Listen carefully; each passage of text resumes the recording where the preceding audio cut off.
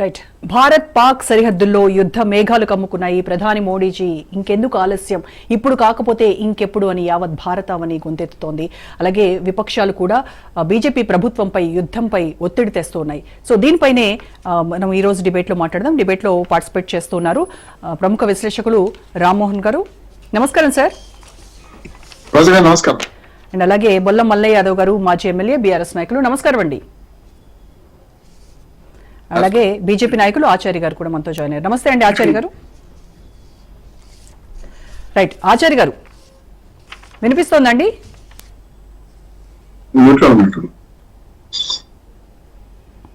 Right, okay. Rammohan Rao గారు మీతో start చేద్దాం. పాకిస్తాన్ విషయంలో మనకు అంతకంతకు స్పష్టత వస్తుంది. పాకిస్తాన్ దాడి చేసింది పాకిస్తానే అనేది సుస్పష్టంగా మనకు అర్థమవుతోంది.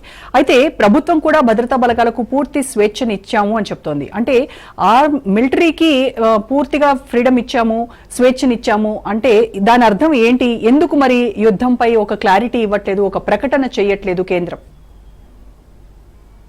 మీకు మల్లయ్య గారికి, ఆచార్య గారికి, అట్లాగే రాజనీతి ప్రేక్షకులకు నమస్కారం.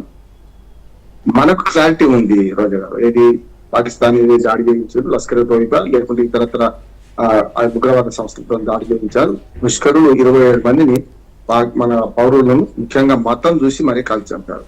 దీనిలో అనుమానం లేదు. కానీ అంతర్జాతీయ సమాజంలో ఇప్పటికే మెల్లమెల్లగా సనుగులు పొందాయని అమెరికా లాంటి దేశం కూడా అంతర్జాతీయంగా దీన్ని నిరూపించాలంటున్నది.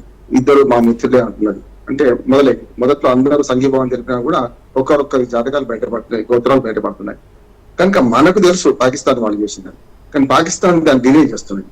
కనుక మనం చేయాల్సిన పని, మొట్టమొదటి పని ఏంటంటే అంతర్జాతీయ సమాజం ముందు పాకిస్తాన్ దోషిగా నిలబెట్టాలంటే ఇప్పటికే NIA మన నేషనల్ ఇంటెలిజెన్స్ ఏజెన్సీ పరిశోధన ప్రారంభించింది. పూర్తి స్థాయిలో సాక్ష్యాధారాలు బయటపెట్టాలి. ఎందుకంటే అంతర్జాతీయ సమాజం అవును. అందుకనే నేను యాజ్ అడ్వకేట్ చెప్తున్నాను, బర్డెన్ ఆఫ్ ప్రూఫ్ ప్రాసిక్యూషన్ వదులుతుంది.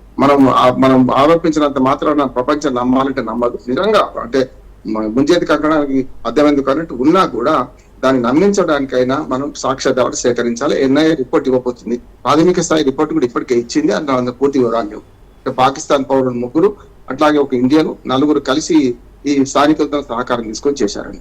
మనం ఇంకా ఉగ్రవాదుల వేట కొనసాగుతుంది. కానీ అద్భుతంగా రోజా గారు మన భారతదేశం స్పందించిన తీరు నేనైతే ప్రతిపక్షాలను కూడా అభినందిస్తున్నాను.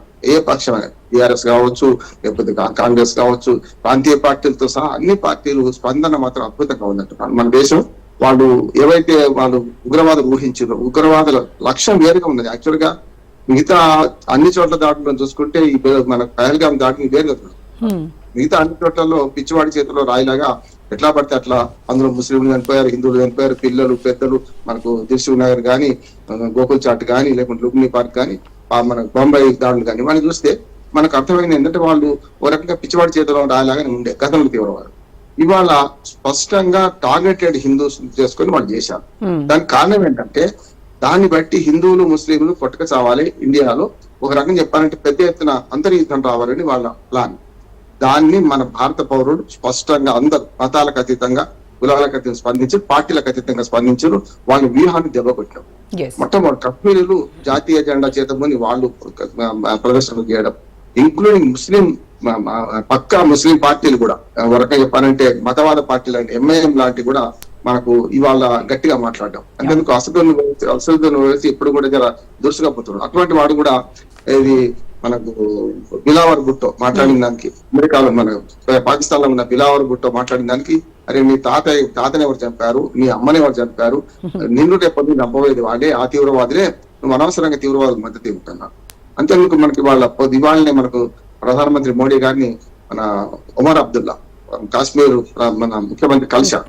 కాశ్మీర్ ముఖ్యమంత్రి కూడా ఎంత బాగా స్పందించిందంటే అసెంబ్లీ సమావేశం పెట్టి దీని బాధ్యత కేంద్రానికి నెట్టే, మాదే బాధ్యత, మా భద్రతా లోపం కూడా ఉన్నది, నేను సిగ్గుపడుతున్నాను క్షమాపణ చెప్పమని అడగడానికి కూడా అని అన్నాడు. అంటే ఏమంటా అంటే హిందూ ముస్లిం కొట్లాట రావాలని ఏవైతే వాళ్ళు అనుకున్నారో, అంతర్యుద్ధం సృష్టిద్దాం అనుకున్నారో, ఆ వ్యూహాన్ని భారతదేశం నిజంగా చెప్పాలంటే సర్వేజన సుఖినోభవంతు లోకా సమస్త సుఖినోభవంతు అనే సూత్రాన్ని పాటించి మనమంతా అన్నదమ్ములు. ఇప్పుడు మనకు వెంకట సామెత మనకు భారతంలో భారతంలో కౌరవులు పాండవులు వేరు వేరు, ఎవరైనా వాళ్ళ కలహించుకుంటే. అదే కనుక బయట వాడు వస్తే 105 మంది ధర్మరాజు అంటారు.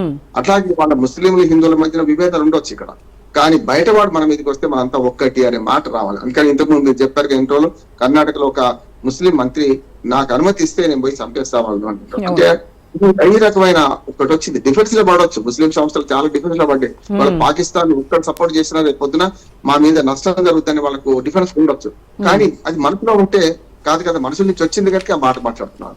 ఇంకొక మాట చెప్పాను, ప్రతిపక్షాలు కూడా ఎంత బాగా స్పందించినాయి అంటే బ్లాంక్ చెక్ ఇచ్చేసినాయి. ఇప్పుడు బీజేపీ కేంద్ర ప్రభుత్వానికి మేము మీ వెంట ఉన్నాము అన్నారు. ఇంకా గట్టిగా మాట్లాడితే యుద్ధం, మీరు అన్నారు కదా రోజా గారు, యుద్ధం ఎప్పుడు వస్తుందో చెప్పండి, యుద్ధం తయారవుతాం, మనం ఈట్ కా జవాబ్ పత్తర సేదేనా అనే మాట మాట్లాడుతున్నారు. అంటే ప్రతిపక్షాలు కూడా ఒక ఇవాళ కేంద్ర ప్రభుత్వానికి పార్టీలకు అతీతంగా బ్లాంక్ చెక్ ఇచ్చేసి మీరు ఏం చేసినా మీ వెంట మేము ఉన్నామన్నాం. ఇది మంచి పరిణామం.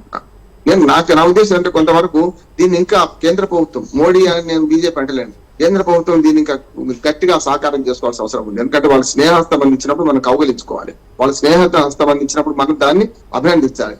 ఈ మళ్ళీ ఏమైతుంది, 10 రోజుల నుంచి జరిగిన తర్వాత కొంత సనుగుళ్ళు మనకు రకంగా సన్నాయి నొక్కులు మొదలవుతున్నాయి. ఇది మొదలు కాకముందే మనం ఏదైనా చర్య ప్రారంభించాలని మనం తొందరపడవచ్చు రోజా గారు, కానీ యుద్ధము అనివార్యం కాదు, మనకు కాకపోవచ్చు, కానీ యుద్ధం అవసరం కూడా కాదంటున్నాను నేను. పాకిస్తాన్ ఒంటరి చేయాలి, దౌత్య యుద్ధం ఇప్పటికే మొదలుపెట్టాం. మనకు మన సింధు జలాలు ఆపే నిర్ణయం కానీ ఆపే నిర్ణయం కానీ, విమానయానాన్ని మన భారతదేశ భూభాగాన్ని వాడుకోవడానికి ఒప్పుకోకపోవడం కానీ, ఆర్థికంగా దిగ్బంధనం చేసే కాలంలో వాళ్ళు అంతర్ముఖంగా ఉన్నారు. దీన్ని మన సరిగ్గా ఉపయోగించుకోవాలంటాను. అందుకనే సామధాన భేద దండోపాయాలు అంటారు కదా, దండోపాయం ఆకండి, యుద్ధం ఆకండి. మొదలు పెట్టడం మన చేతిలో ఉంది కానీ ముగించడం మన చేతిలో ఉండదు. కనుక యుద్ధం పట్ల బీజేపీ ఆలోచిస్తున్న, ఇవాళ కేంద్ర ప్రభుత్వం ఆలోచిస్తున్న పని చాలా కరెక్ట్ అంటున్నాను. యుద్ధం అనివార్యం అయితే తప్పనిసరి చేయాలి, కానీ యుద్ధమే ప్రారంభం కాదు. వాళ్ళని డిఫెన్స్ లో పడేయాలి, మనం డిఫెన్స్ లో ఉండాలి, వాళ్ళని అఫెన్స్ లో పడేయాలి. ఆ ప్రకారంగా కేంద్ర ప్రభుత్వం పోతుంది అనుకుంటున్నాను. దుంది పొలం వాళ్ళ మనకు జరిగిన నష్టం పెద్దది, కానీ నష్టానికి వెంటనే మనం స్పందిస్తే అంతర్జాతీయ సమాజం ముందు మనమే నేరస్తులుగా నిలబడే పరిస్థితి. కనుక అంతర్జాతీయ సమాజంలో పాకిస్తాన్ ను 3 రకాలుగా ఉంటారు, ఆర్థిక పరంగా, దౌత్య పరంగా, అట్లాగే సరిహద్దుల పరంగా. పూర్తిగా వాళ్ళ అంతర్యుద్ధాన్ని వాడుకొని మనం చేస్తున్నాం, వ్యూహాత్మకంగానే మనం పోతున్నామని